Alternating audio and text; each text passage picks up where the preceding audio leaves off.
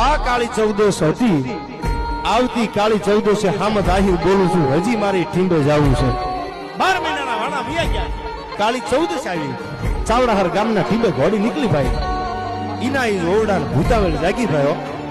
હામદ ફળિયામાં આવીને કીધું કે ડોહીમાં મેં તમને 1000 રૂપિયાની વાહળી આપી હતી કે આ બાપા તારી વાહળી આ રહી. 1000 રૂપિયા હામદના હાથમાં આપ્યા. હામદે કીધું લ્યો જય માતાજી એમ કરીને હામદ નીકળ્યો. એક ઉંદરામાંથી ભૂતડીયું મંડી બહાર નીકળવા ફરતી વિટાવાઈ ગઈ. પેલા ઈ કે તું છો કે હું આહિરનો દીકરો, કે આ ચવડાહરના ગામમાં ભૂતાવળ જાગે છે, આ એ પ્રેત થાય છે કે નથી થતા જોવા માટે હું આવ્યો હતો. અને તેથી ભૂતડીયું ભેળી થઈ અને હામદ આહિરને એટલું કીધું હતું કે તને નહીં ખબર હોય, આજથી વર્ષો પહેલા નવાબના યુદ્ધમાં અમને તલવારમાં ઝાટકે દીધી છે, હજી અમને મોક્ષ નથી મળ્યો હામદ.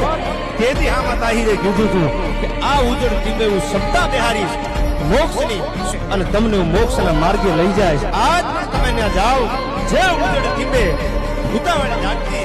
ભૂતાવળ જાગતી બંધ થઈ, અને હજી પણ કોઈને પૂછો કે હામદ આહિર ન હોત ને તો હજી ને ભૂતાવળ જાગતી હોત.